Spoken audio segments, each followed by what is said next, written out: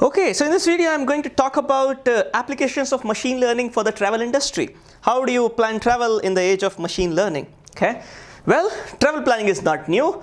Columbus also needed to plan his travel, but of course it took a lot of time for him to plan travel. In fact, he did only 4 journeys in his lifetime, okay, 4 long journeys, right? But now if you have to plan travel, you want to do it in a few minutes, even if it is, outside, out of country travel. Okay.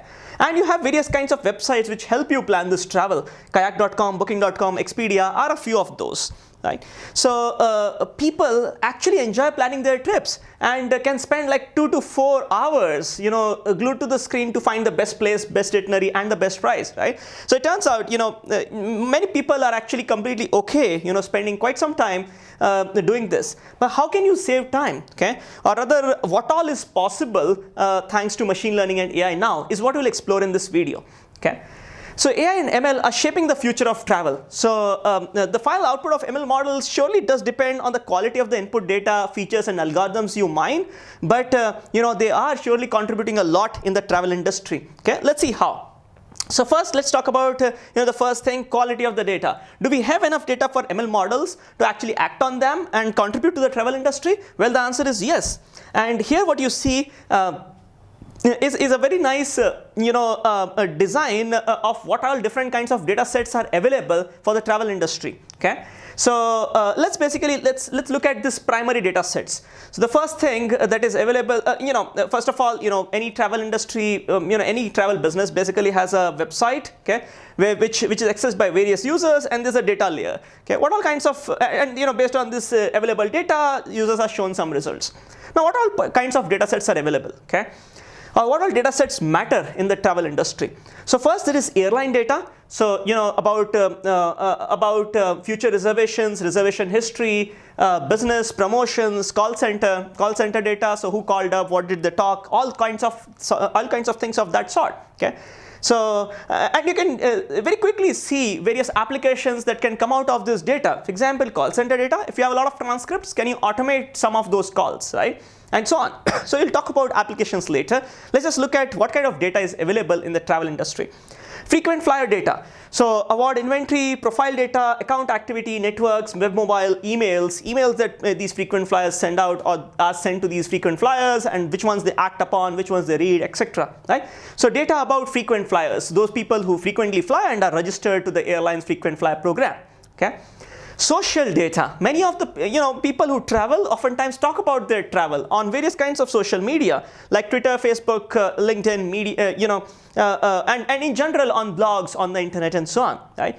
So oftentimes these guys sort of link them to their profiles, the airline's profiles also, and therefore this can also be mined for some interesting tasks. And we will see applications later. Okay, and then there is third-party data. So data about about hotels, about events, about government events, government activities, right?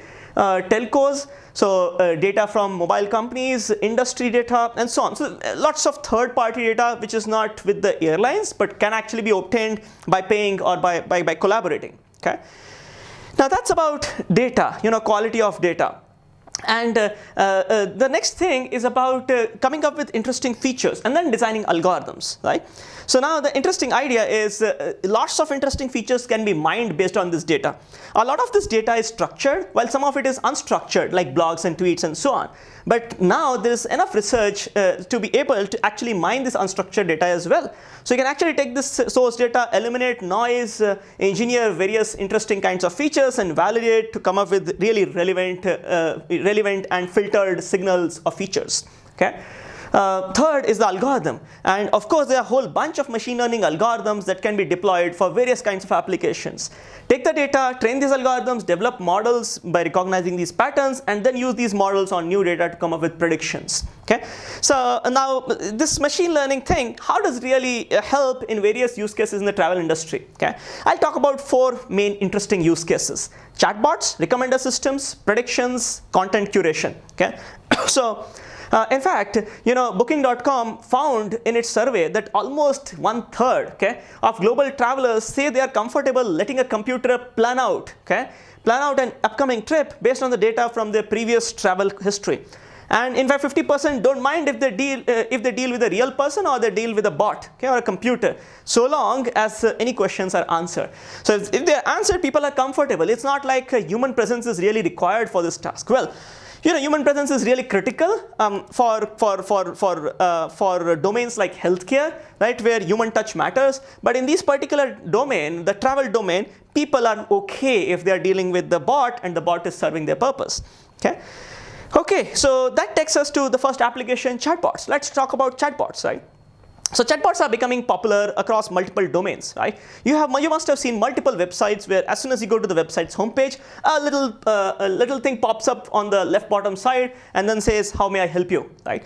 So now in a travel industry scenario, these kind of chatbots could be very useful. For example, for booking a travel like this. Okay, so basically the user is saying, "Book me a direct flight from Madrid to London, arriving before 2 p.m. please." Okay, so now and the user also wants to say, "Can I take my dog with me?" So look at the kind of questions. I mean, you must have planned travel yourself, and you would have known various kinds of things that can that can impact your travel, right? So for example, this person wants to travel with their dog. Okay, so now very clearly a very important need, right? So I have lost my keys, so what should I do? Get me a BA flight from Amsterdam to London, leaving on Friday for less than $150. So price constraint, okay?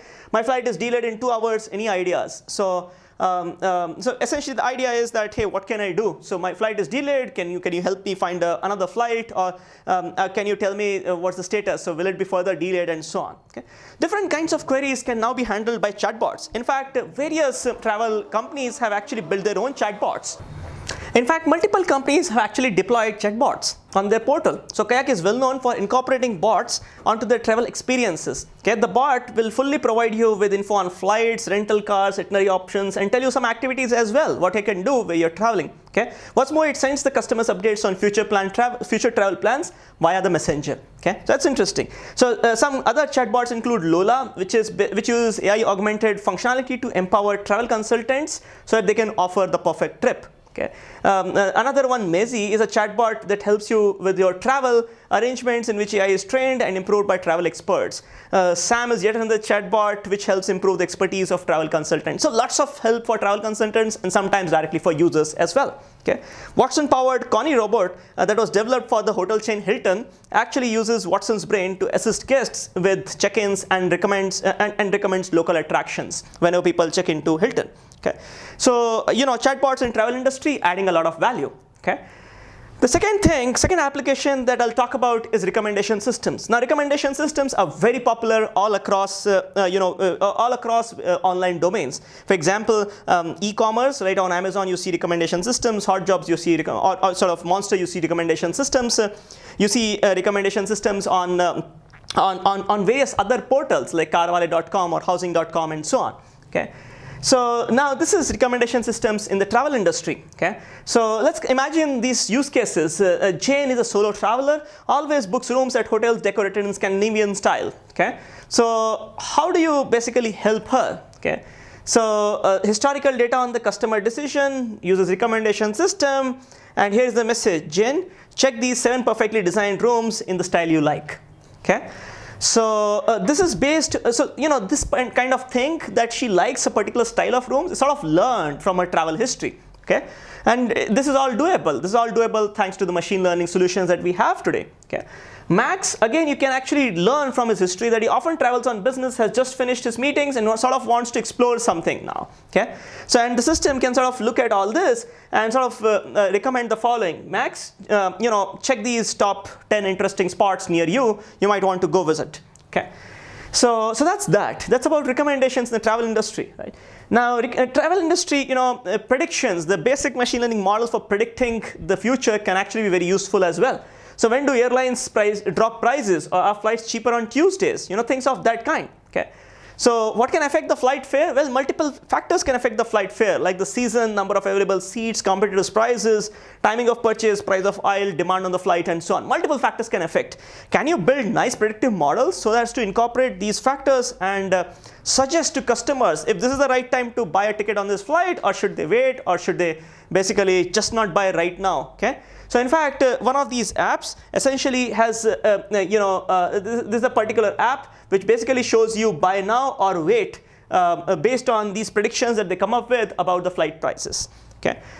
Lastly, I will talk about this content curation piece. So each of these airlines or each of these travel companies have their own websites. Okay. And on these websites, they want to put the best images or the best content that is there. Okay. Let's take an example of a website in the travel domain, TripAdvisor, the most popular website probably, right? TripAdvisor, while redesigning its website, noticed that there are lots of great photos on the website. Over 110 million photos is what they have. But they do not have much control on which photos show up first. Okay? But what you want to show up is really good photos so that users really like the content which is there on the website and just click on them, try to engage more with the website. Okay? So initial photos are here, and the photos selected with machine vision or the machine learning kind of things is here. Now, of course, these photos are much more attractive compared to the photos that you see here. Okay? So that's all possible thanks to contributions of machine learning or in general data science to the field of travel. Okay? 38% of the people now, basically, the claim is 38% of the people will stop engaging with the website if the content is unattractive. Okay? And that is why this thing really is very important for websites like TripAdvisor. Okay? Now, translation is a very important thing, especially in case of travel. You're traveling to Germany, you don't know German, most of the websites in German. What do you do? Okay? So translation management by Booking.com is great, right? They basically can translate across 43 different languages and show you things translated in the language that you understand. Okay? Which is again about applications of translation, machine translation or machine learning for the travel domain, content curation for the travel domain. Okay? Now, the idea is, what is a great experience for a travel app? Okay? So, in fact, you will call a travel app as really great if the number of taps and clicks needed by the user to book the travel or to finish the travel task are very few. Okay? So travel companies can provide more relevant experience by tracking metadata, such as the means you prefer to leave the airport, your companions you're traveling with, whether it is a business trip or not, solo or group, what's the weather at the location, and so on. So they can somehow collect this data, whether from social media or by actually asking the user who is traveling, then the user experience can be improved significantly. Overall, ML is actually transforming business operations in the travel industry significantly, right? It's also useful for sales optimization or for price optimization. Now, whatever we talked so far was from users' perspective. Now, if you look from the perspective of the sellers or the